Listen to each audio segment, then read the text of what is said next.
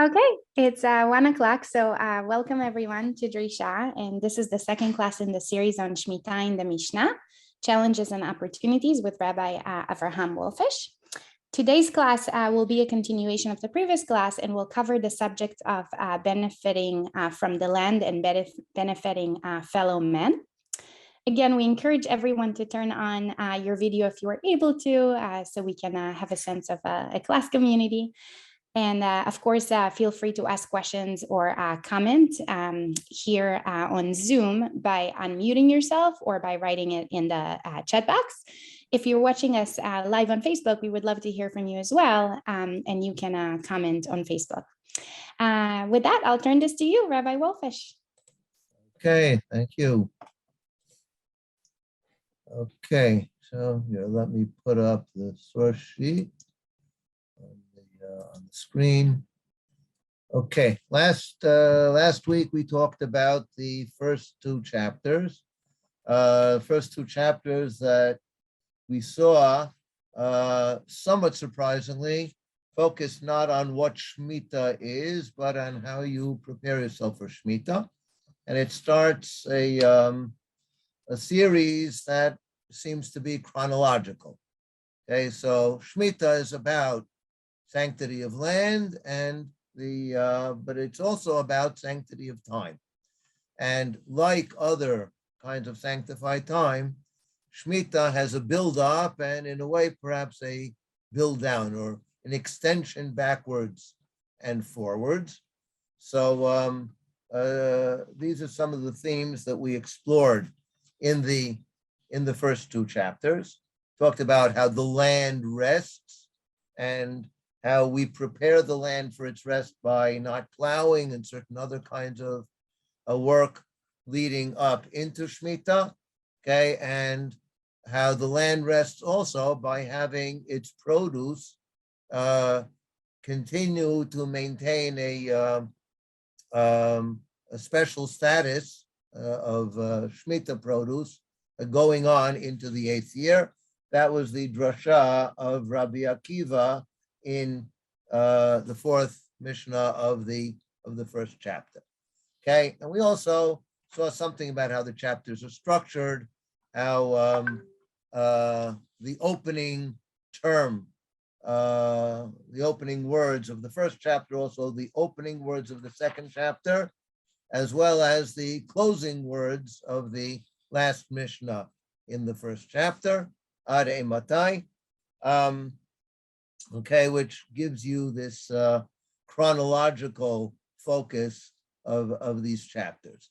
Okay, now today's class is billed as dealing with chapters 4 and 5, but so that we won't just completely skip over a chapter, if we want to get a sense of where Mishnah is going, we should relate at least briefly to the chapter. Rather than skipping it over, we'll take a brief look at chapter 3. Okay, so chapter 3, we're not going to look at the text of chapter 3. For that, we don't have time because we do want to move on to chapters 4 and 5. But in the first chart that I have here on the screen, you can see that chapter 3 starts with the word me'ematai, which is flowing right along with the pattern that we started in the first two chapters. Except that the first two chapters talked about arematai, until when, because we're talking about in those chapters we're talking about the Erev Shmita year, the 6th year leading up to Shmita. So we want to know until when can you do certain kinds of work. Moving into chapter 3, when we say me'ematai, now we're talking about the Shemitah year itself. Okay, and we're saying starting from which point during the Shemitah year are certain kinds of work out in the field permitted. Okay, so we start with me'ematai. The first two chapters talked about the plowing. That's on the year before the Shemitah year. And chapter 3 opens with taking manure out to the places where manure is stored. Okay, manure was their fertilizer. Okay, so it was very important for them.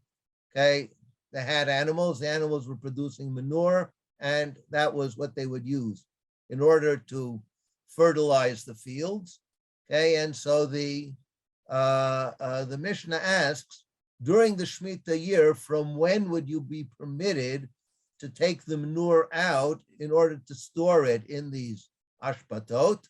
And the answer is, Misha Yifsaku Ovrei Avera, or Rabbi Yudan and Rabbi Yossi talk about a certain physical sign. Okay, so Rabbi Yudan and Rabbi Yossi are looking for something more objective, less subjective. Okay, in other words, you have to see when the matok, what exactly the matok is a question. It might be the manure itself, or it might be moisture in the field. Okay, Rabbi Yossi says Mishi Kasher, that's probably talking about the manure itself. So that's something physical that's easy to determine. Okay, but the majority opinion that's mentioned in the first Tana is Mishi Yifsaku Ovrei Avera. That's a phrase we'll be coming back to in a bit. Okay, but let's just note for right now that this is something social rather than natural. Okay, in other words, it's not some kind of natural event. It's describing how people behave.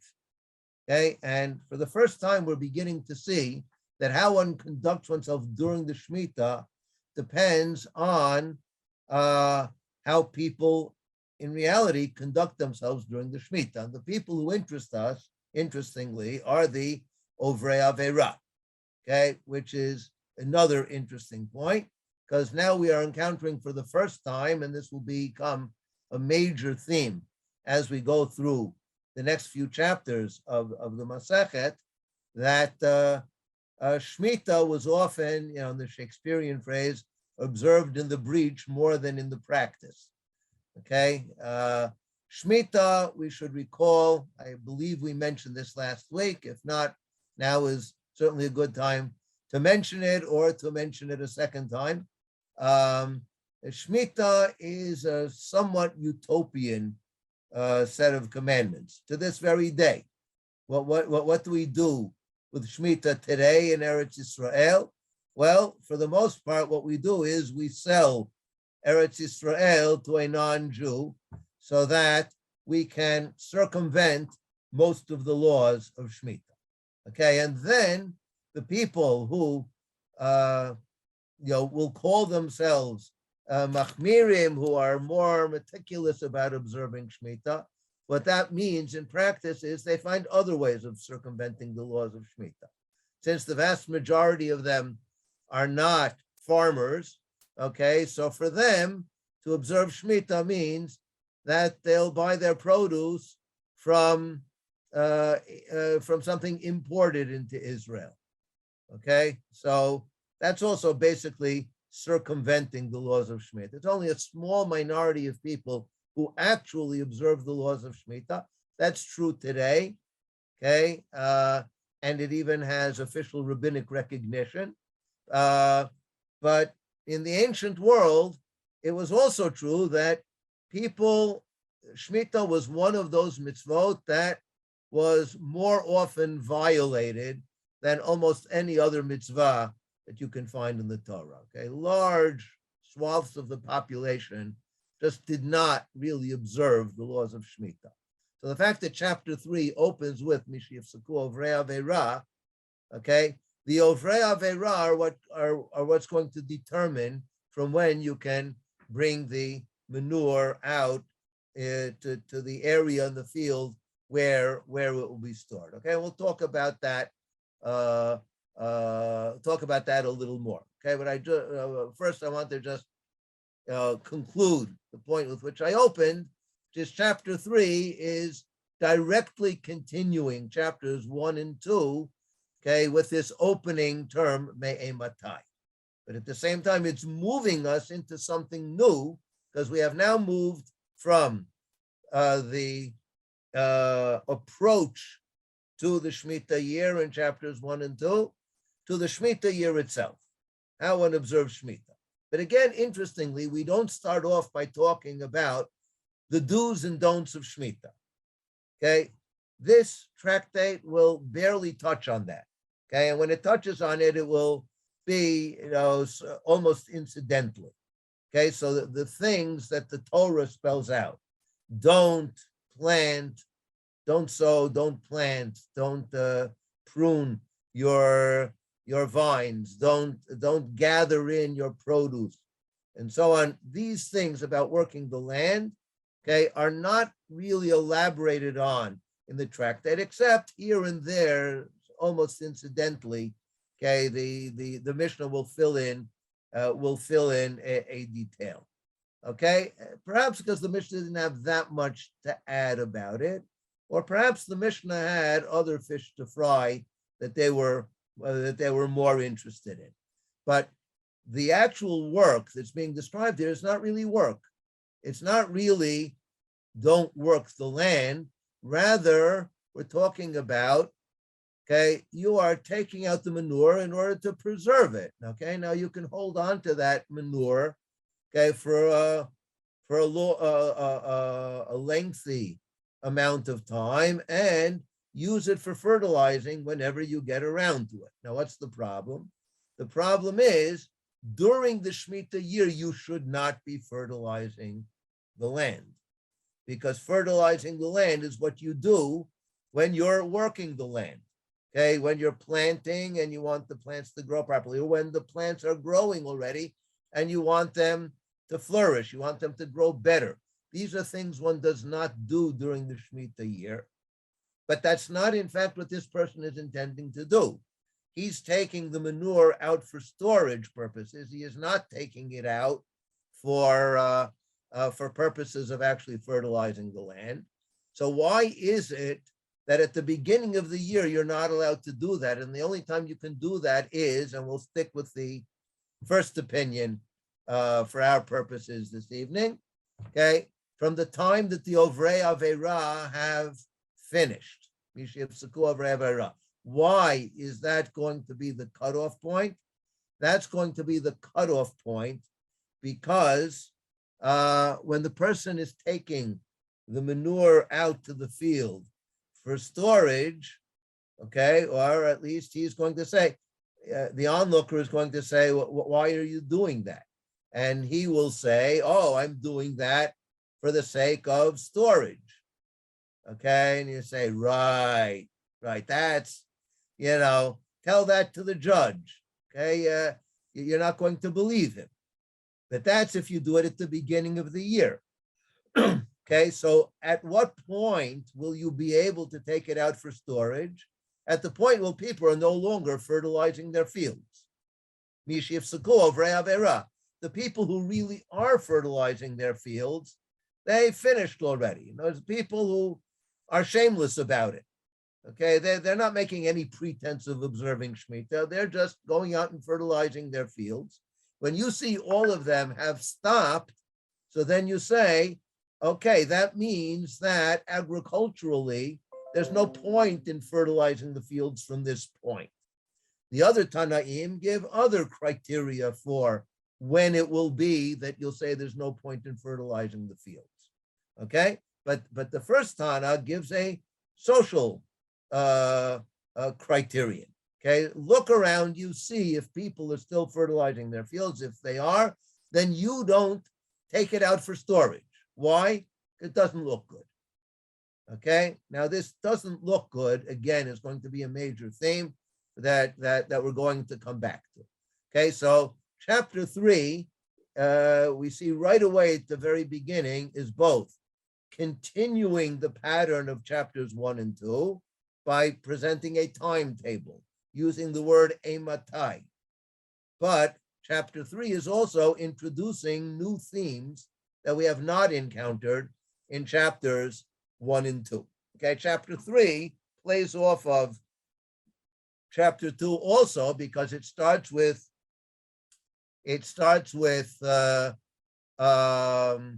Motzim Zvalim, and then continues in the second Mishnah by talking about Ad Kama Mizablim.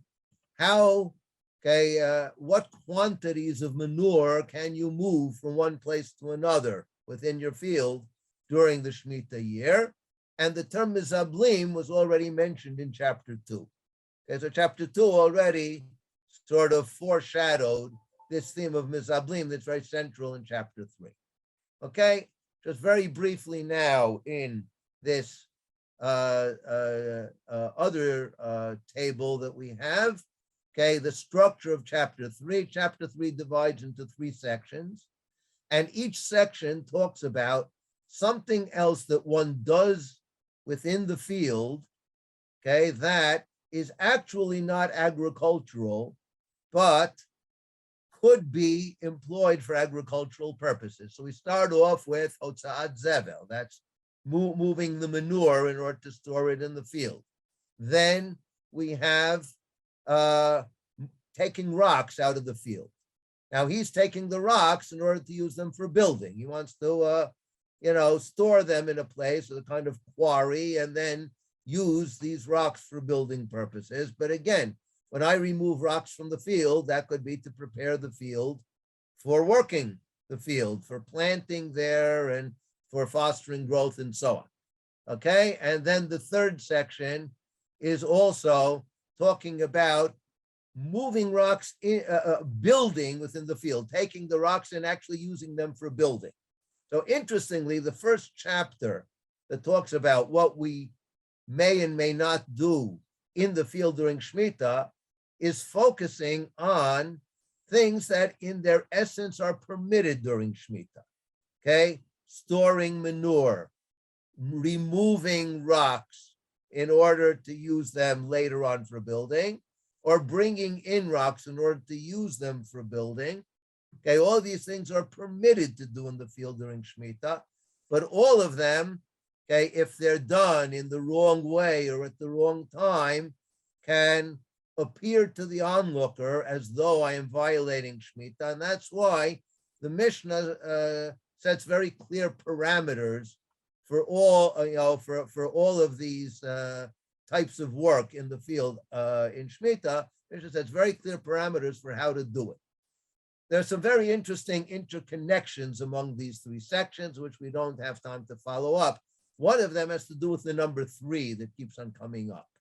Okay, you can make 3 piles, and each pile has 3 pailfuls, and so on. You have like 3 times 3 times 3, and that pattern repeats itself. Okay, in the first 2 sections, and the last section even says you can store the rocks in the field. Okay, kederech hamizablim, the same way you stored the manure in the field. So it's an explicit equation. Okay, so the Mishnah, again, this is a very well-structured chapter in which the different types of work that I'm allowed to do in the field, as long as I do them in a way that makes it clear that I'm not doing it for agricultural purposes, okay, the Mishnah really weaves these 3 together and shows how they in a sense are interconnected. Now, there's one other point that comes up in Mishnah Gimel that's very central. Okay, I'd like to spend a few minutes on that. Okay, in chapter 3, they talk about Hamidayer et Sadeh. Midayer comes from the word deer, which is a sheep pen. Okay, so you build now what happens is when you make a sheep pen in your field, what's going to happen is it's going to fill up with manure. Okay, so let's say a person, okay, let's say that a person wants to spread manure out in different parts of his field during Shemitah. So the Mishnah says, well, you can do that. How do you do it? Build a sheep pen, leave it up for several weeks, and then move the sheep pen. Okay, and you move the sheep together with it, and then they are going to be spreading manure over that new section. And then you move it to a third section and so on.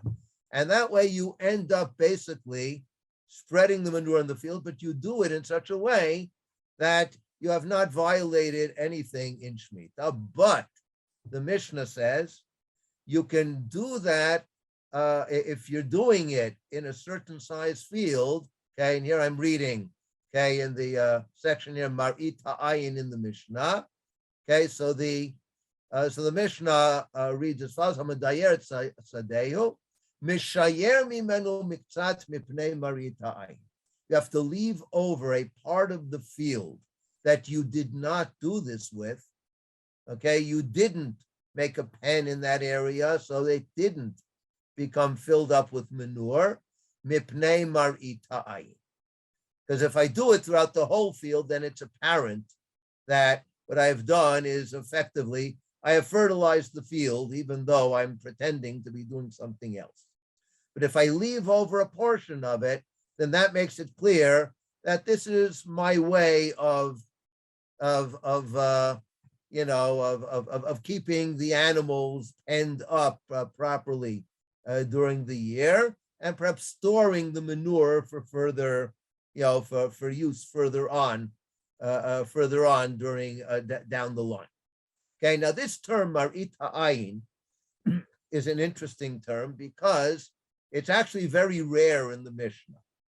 It comes up in several places in the Gemara, the Talmud Bavli, but in the Mishnah, it's very rare, and I've listed the other places that it appears. One of them is the Masechet that's immediately adjacent to Masechet Sheviit, immediately before Masechet Sheviit, Masechet Kilayim.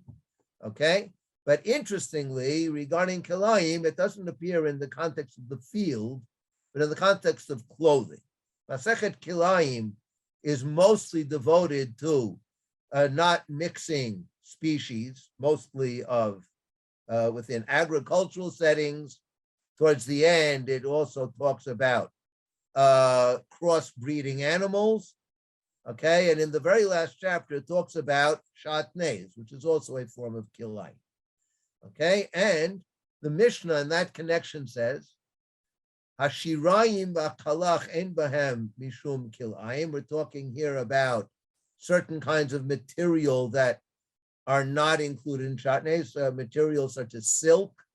Okay, silk does not have kilayim. Aval asurin mipnei mar'ita ayin. But it's forbidden to mix these kinds of fabrics because of mar'ita ayin, because the person looking says, oh, he's producing a garment from two different kinds of fabrics. Okay, a second instance is in Masechet Shabbat, again, not related to Shabbat. Okay, in contemporary Hilchot Shabbat, there are lots of halachot that relate to mar'ita ayin. Okay, but in the Mishnah, the only halacha related to mar'ita ayin is actually nothing to do with Shabbat whatsoever. It has to do with Brit Milah. It comes up in Masechet Shabbat incidentally in the 19th chapter. Okay, and it says that when you do perform a Brit Milah, so you have to remove most of the skin from the appropriate area. Okay, and if only a minority of the skin is left, so then l'chatchila you should remove it, but b'diavad, if it's left, then it doesn't disqualify the Brit Milah. But, says the Mishnah, im haya bal basar mitakno mipnei mar'ita ayin. Okay, if the baby is very fleshy, so then you should remove it because it looks as though he hasn't really done a Brit Milah. Okay, in other words, in point of fact, he removed whatever needed to be removed, but the appearance of the organ is as though he had not done a proper Brit Milah, so it should be removed for appearance's sake. Okay, third, the other two instances of mar'ita ayin in the Mishnah are both in Masechet Bechorot, and both of them are referring to, they're both part of a section in chapter 7 of Masechet Bechorot that talk about blemishes that disqualify a Kohen. Okay, so one of them is if the eyelashes of a Kohen fall off, so then that's not technically considered to be a blemish. He is a perfectly valid Kohen, but he shouldn't serve mipnei marit ha'ayin. Interesting wordplay there, okay? In other words, eyelashes and how it looks, marit ha'ayin, okay? And then, similarly, if he is missing teeth, so then that's not considered to be a blemish, but he shouldn't serve in the mikdash mipnei marit ha'ayin. Now, it's interesting here. I want you to note that all four instances, except for Sheviit, refer to marit ha'ayin in one type of a circumstance that's very different from the way that the halakha normally conceives of marit ha'ayin today. Normally, how does the halakha conceive of marit ha'ayin? Marit ha'ayin would be, for example, when they first started with non-dairy creamers. So the halakha was you could use the non-dairy creamer at a fleshik meal, okay, but only on condition that you bring out the carton, okay, so everyone can see that this is not milk, because since it appears to be milk, that would be a problem marit ha'ayin, okay, or okay, if you're traveling on the road and you stop off and you need to go to the bathroom, and the only place where there's a bathroom is a non-kosher diner, okay, so then you shouldn't enter the non-kosher diner to go to the bathroom, because the onlooker might think that you're going in there in order to eat. That's the way we normally use marit ha'ayin. Now, in 4 out of the 5 cases in the Mishnah where we talk about marit ha'ayin, that in fact is not how it's being used. Okay, it's being used for, kilayim, okay, for shatnez, the clothing that I wear, for fixing a brit milah, so that it not only is done, but is seen to have been done, okay, and for blemishes of a kohen. In all those cases, what we're talking about is a mitzvah that involves how something appears. Okay, clothing is how I appear. If my clothing looks like kilayim, that's a big problem, because people are looking at my clothing. Okay, if the organ looks as though it's uncircumcised, that's a problem. Okay, because that's part of the person's appearance. Okay, certain flaws in the kohen's appearance, okay, look like a blemish even if they aren't. So in all the cases, all those 4 cases, the Mishnah uses marit ha'ayin for laws that in their essence have to do with how a person appears. A person's physical state, his body and his clothing. And that's where the Mishnah talks about marit ha'ayin. The one exception to that is here in Masechet Sheviit. Okay? Masechet Sheviit uses marit ha'ayin the way it's used in most of the rest of the Mishnah. In most of the rest of the Mishnah, okay, in later sources, I should say, not in the Mishnah. Okay, in the rest of the Mishnah, it's always used in terms of halachot that are inherently involved with appearance. With regard to Masechet Sheviit, the Mishnah uses marit ha'ayin. In a sense, it's more like entering the diner, the non-kosher diner, in order to use the bathroom. Okay? Don't put up your sheep pen, all around the field because of marit ha'ayin. Okay? Now, that can indicate 2 things. First of all, I think it indicates that marit ha'ayin has special importance from Masechet Sheviit. And secondly, I think what it indicates is that what we're really interested in Masechet Sheviit is not what the person is doing, but what the field is doing. When you fertilize a field thoroughly, so then, okay, people look at the field and it looks like it has been worked. Okay, in other words, the marit ha'ayin is also talking about how something looks. For the land to rest on during the Shemitah year means not only that the land is given an opportunity to rest, but that it appears to be resting. People look at the land and see that it's resting. Okay, and so the fact that Marita Ayin is used in this unusual way in Masechet Sheviit says, I think, something very significant about how the Mishnah conceives of the resting of the land during the Shemitah year.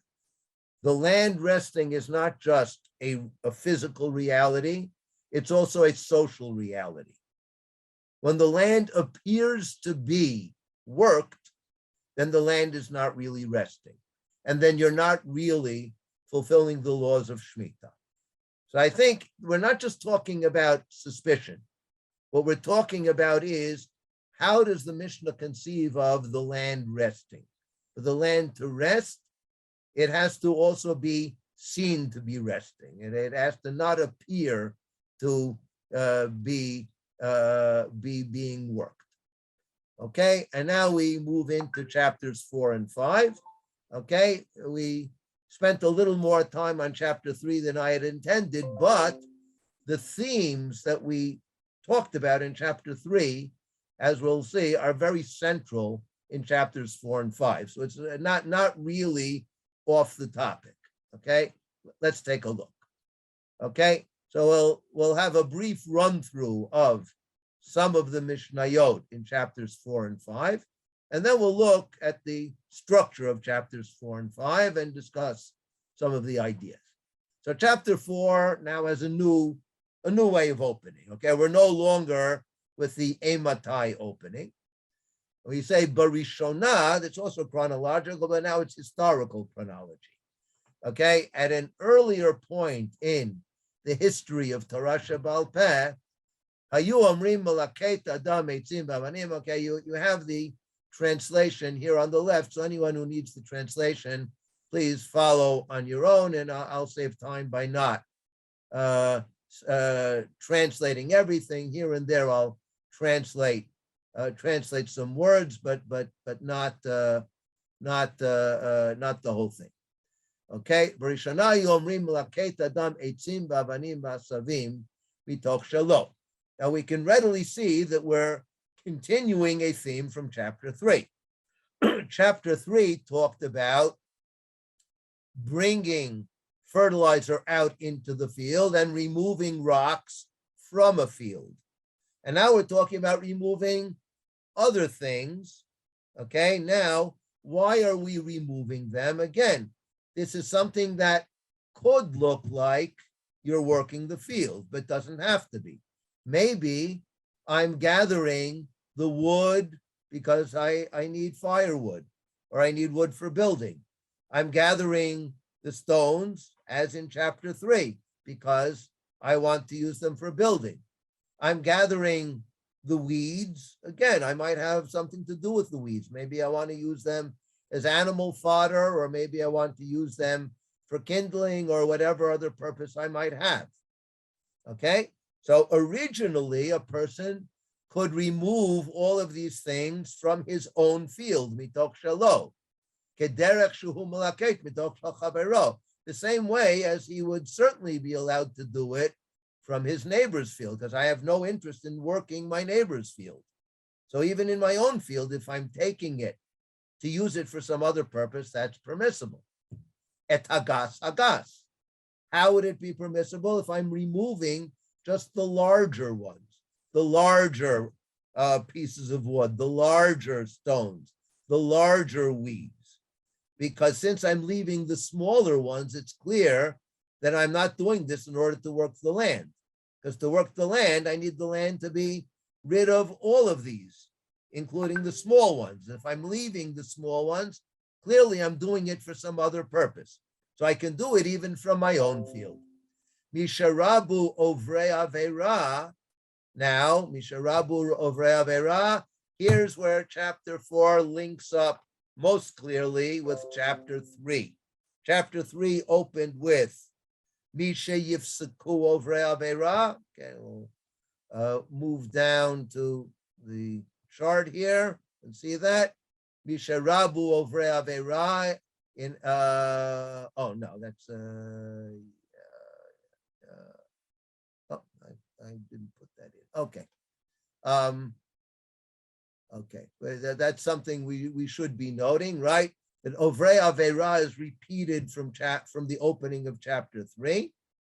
Okay, this time not when Ovrei Avera finish, so I'm no longer suspect, but now since they have multiplied, there are many Ovrei Avera, so hitkinu. Okay, so it was instituted shehei zeh melaket mitok shel zeh v'zeh melaket mitok shel zeh shelo b'tova ve'en tzarich lomar sheikatzetz lahem mizonot. That each one can gather from his neighbor's field, okay, but not from his own field, okay, because then there's no suspicion. Okay, so we're continuing with this theme of Marit Ha'ayin. Okay, we're continuing with the theme of Ovrei Avera. We're continuing with the theme of Marit Ha'ayin. And we're introducing a new element that the Mishnah is going to pick up on in the next couple of statements, Shelo b'tova.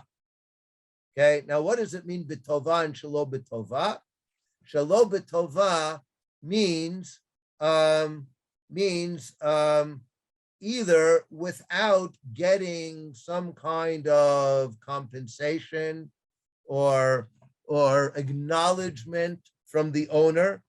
In other words, it's not that I come in, I take it away, and then I come to him and I say, I cleared away all your rubble, and he said, oh, thank you so much. I'm so happy. No, you shouldn't be getting that recognition. Or very likely, Shelo b'tova means without making an explicit agreement. Because I can go into his field and clear and take his rocks and wood and weeds for whatever purpose I need, and he can come into my field, but not that we coordinate. I send him a WhatsApp and say, hey, how about if I take your weeds and you take mine? No, that's okay. So you're allowed to do it in his field, but shelo b'tova, without having actually coordinated it. That's the other possible reading. So that's the first Mishnah, and we can readily see how that's continuing themes that we had in chapter 3. Okay, the next Mishnah talks about Sadeh shenitKavtza tizara b'motza'ei Sheviit shenitayva o shenidaira lo tizara b'motza'ei Sheviit. Okay, so now what happens if something has been done in the field that maybe shouldn't have been done during the Shemitah year? Does that disqualify it for agricultural work during the following year? Because what might happen is a person might be preparing his field during the Shemitah year for use in the 8th year.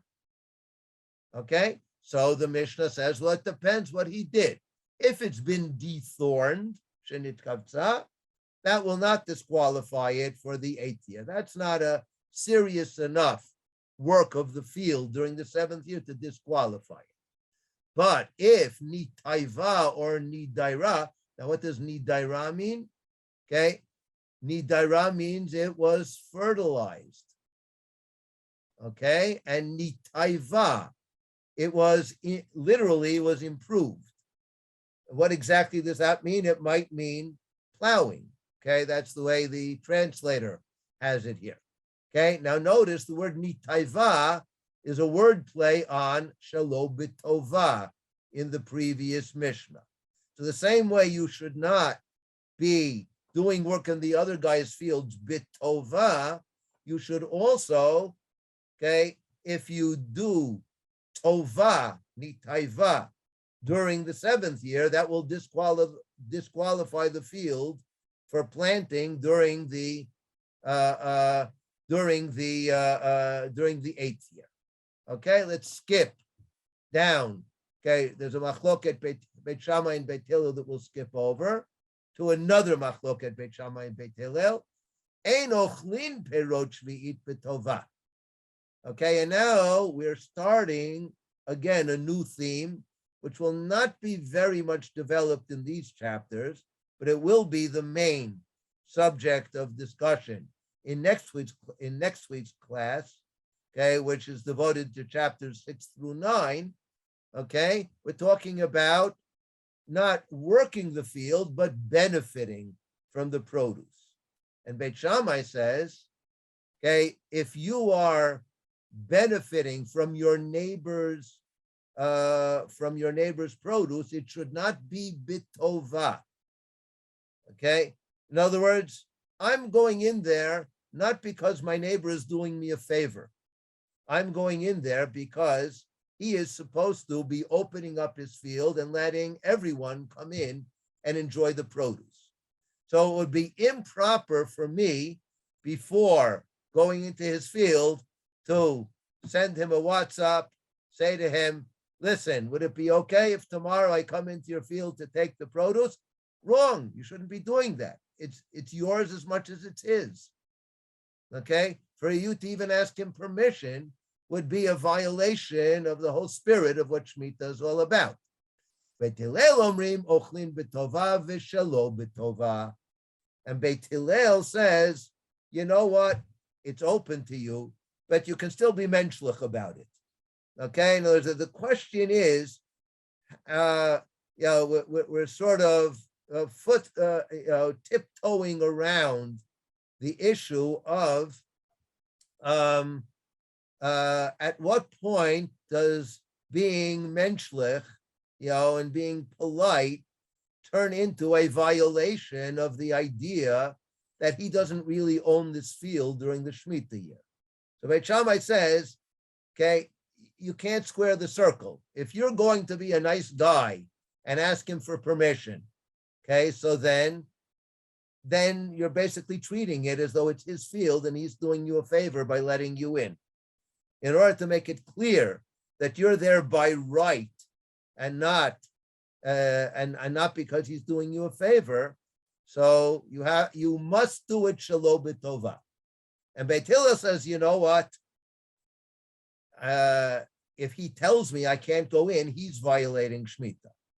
Okay, but if I coordinate with him and ask him and say thank you after coming in, I'm not violating Shmita.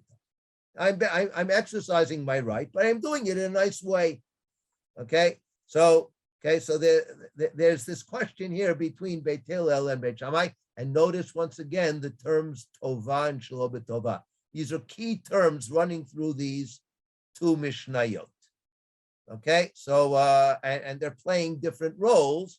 Some of them are focusing on what may be done with the land, okay, and some of them are focusing on what may be done with the produce. Some of them are focusing on working the land per se, and some of them are focusing on the social interactions that are taking place during Shemitah. Okay, and this I think is already introducing us to an interesting question that again will be picked up as we continue through these chapters, and that is that the resting of the land during Shemitah is not something that applies to the individual per se. It applies to the society as a whole. And that, again, gives us a perspective on why Marit Ha'ayin is so central and so crucial during Shemitah, because we want the society to be resting the land, not just the individual. And for the society to be resting the land, it has to be clear to each one that the other guy is observing the Shemitah. And now in our chapter, we're also talking about for the society to be resting the land. Okay, so that doesn't mean that you have to refrain from things absolutely. There are certain things you can do with the land, but I'll do it to his field and he'll do it to my field. Okay, and for the society to be observing Shemitah, you also have to have the kind of social interaction that enables each individual to benefit from his neighbor's field in the way that you're supposed to during the Shemitah. Okay? But then there's also a downside to the social observance of Shemitah, and that is, we'll go back to the Ovrei Avera. The Ovrei Avera are not observing the Shemitah. So they impose certain stringencies on the people who are observing the Shemitah. Things they would normally be able to do, they have to either refrain from or do them differently in order to make it clear to the rest of the society that they are not numbered among the Ovrei Avera. Because the Ovrei Avera did what they did yesterday, or will start tomorrow, okay? And I'm doing it now when the Ovrei Avera are not active, so that makes it clear that I am not numbered among the Ovrei Avera. And then this section of chapter 4 concludes with another aspect of the social observance of Shemitah. Okay, chochrin nirin min hanochrim b'shvi'it avalo miYisrael. Okay, let's say I want to rent a field during Shemitah, and when I come to rent it, I see that the field was plowed already. So if the field was plowed already, that means that somebody during the Shemitah year plowed the field. So can I rent that field? I'm not planning to work it. I'm not planning to plant anything. I'm renting it for whatever, for whatever purpose. But the field has been plowed already. So if it's from a non-Jew, so he's entitled to plow the field during Shemitah. He's not bound by the laws of Shemitah. But if it's a Jew, then he is an Over Avera. The Mishnah doesn't use the term, but it's very clear that the Mishnah is alluding to that. I am renting a field from someone who violated Shemitah. That should not be done.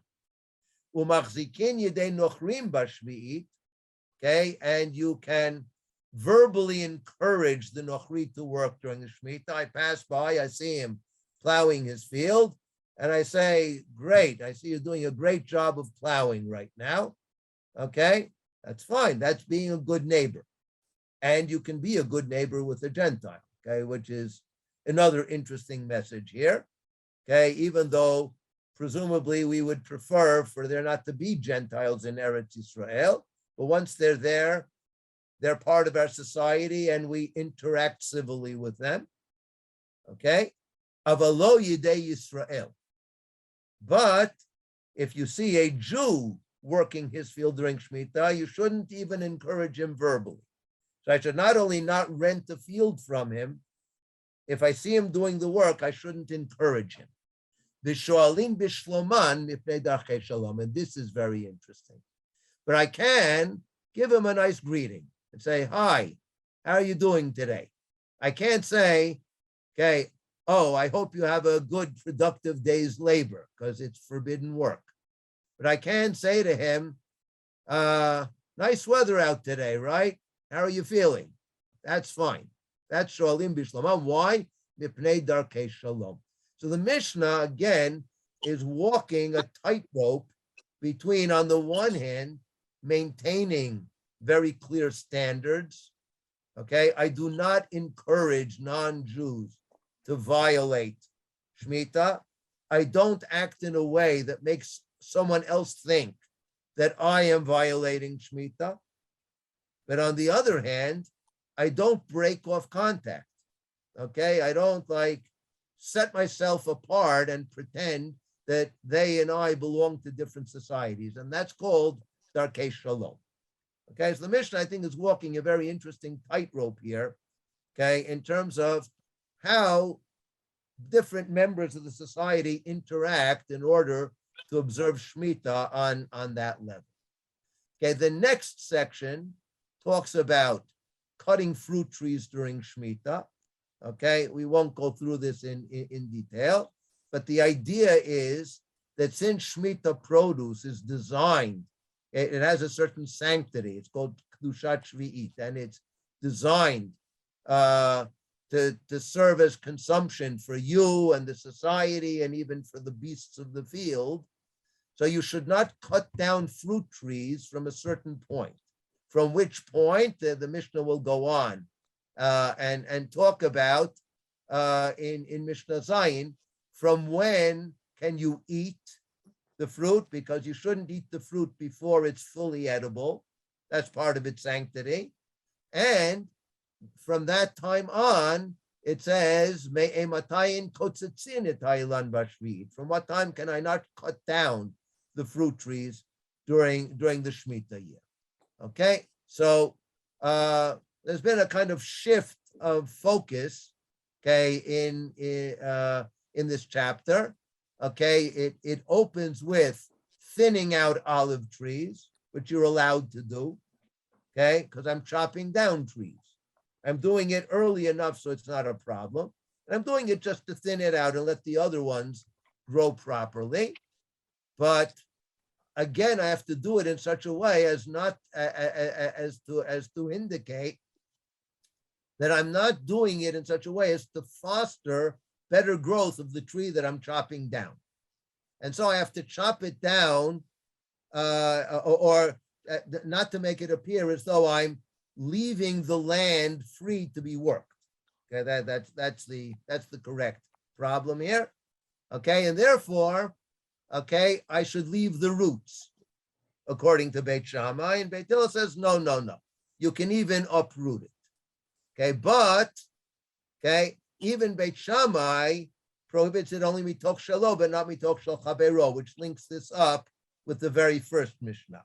So it's a different topic, but it has a certain similarity. Okay, okay, that's chapter 4. Okay, let's look at chapter 5.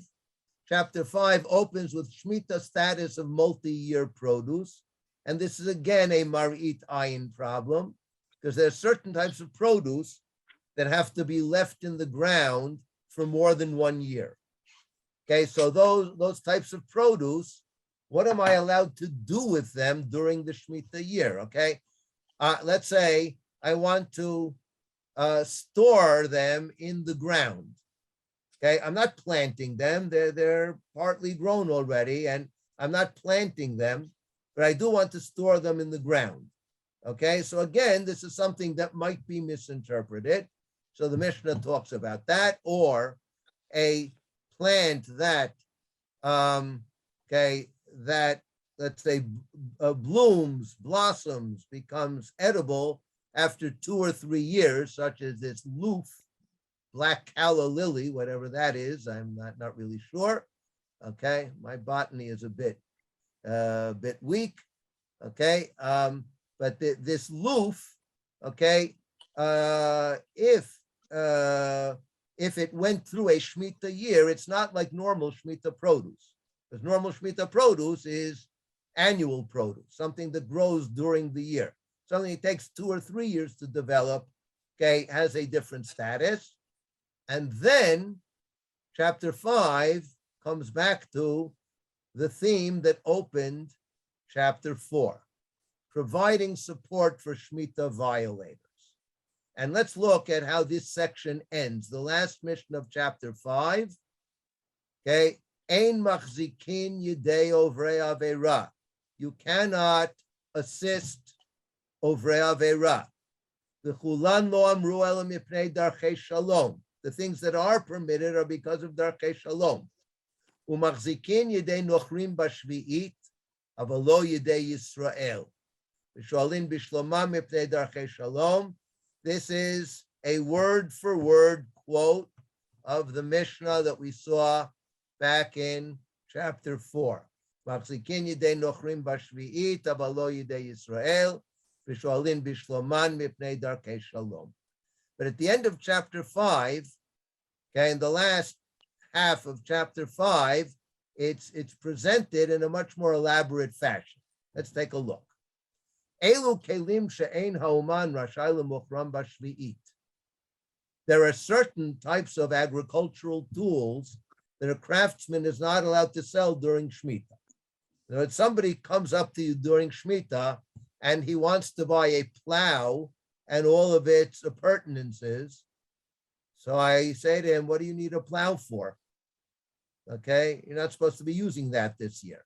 Okay, come back to me next year when you can use it, right? I shouldn't sell it to him because it's abundantly clear that the only purpose he would have for it is forbidden.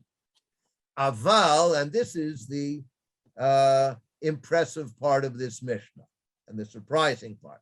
Aval mocheru magal yad umagal katzir va'agala v'chol keleha. Zeh haklal. Kol shemlachtom yuchedet la'avera asur li'isur l'heter mutar.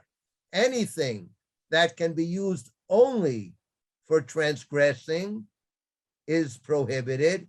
Anything that could be used for something permissible, you're allowed to sell.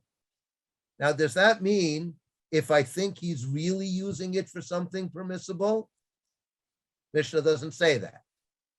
As long as he could use it for something permissible, I'm allowed to give him the benefit of the doubt and sell it to him.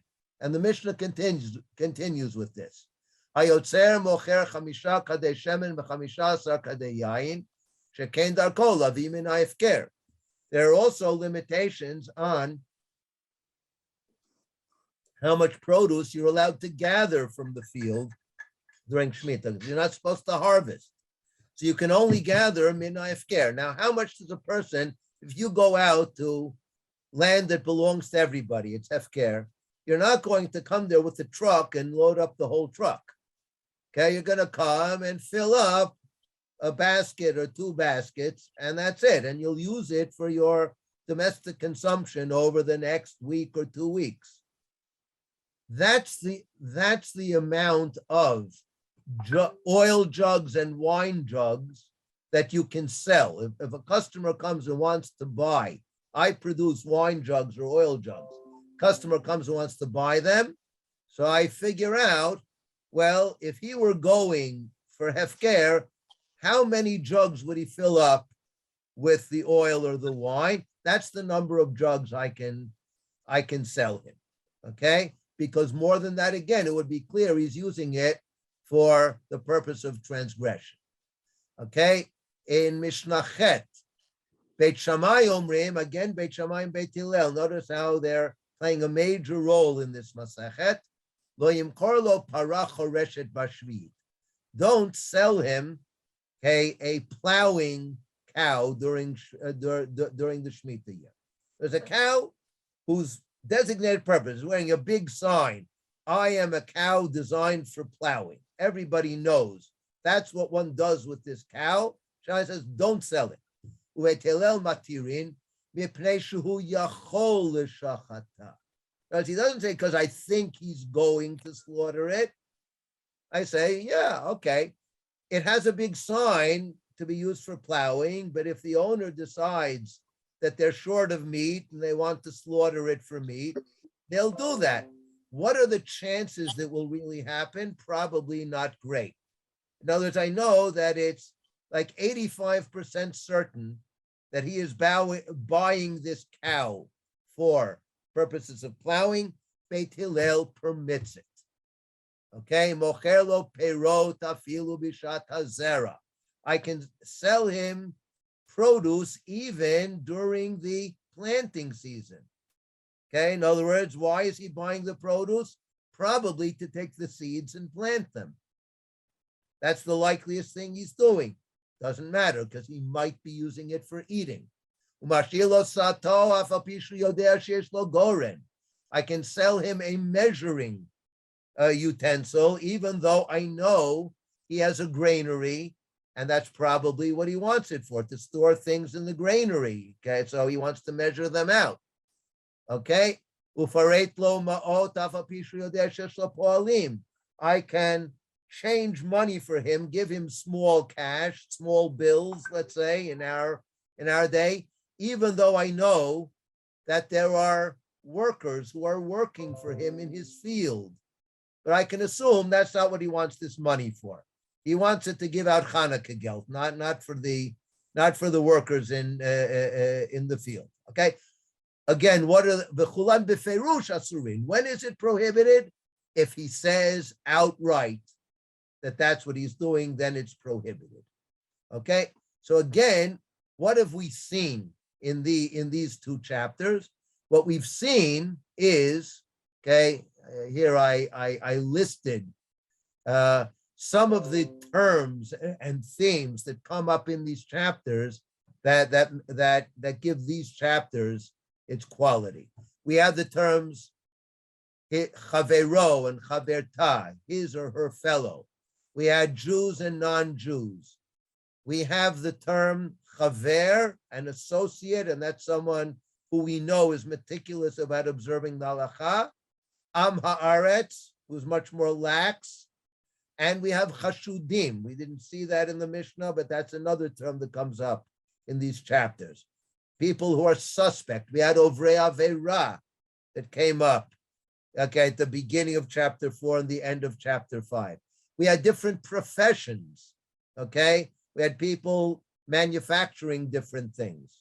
We had different kinds of social interactions, such as betova and shalo betova, such as lishol b'shalom, such as lechazek yadayim, okay? So what we really see happening in these chapters is how the Mishnah tries to tries to structure a Shemitah observing society.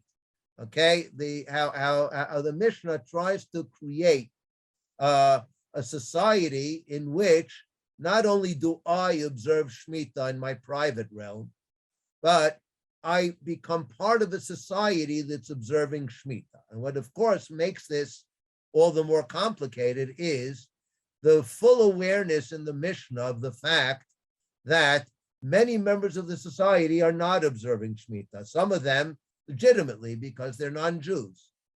So how do I interact with them during the Shemitah? There I can be very liberal.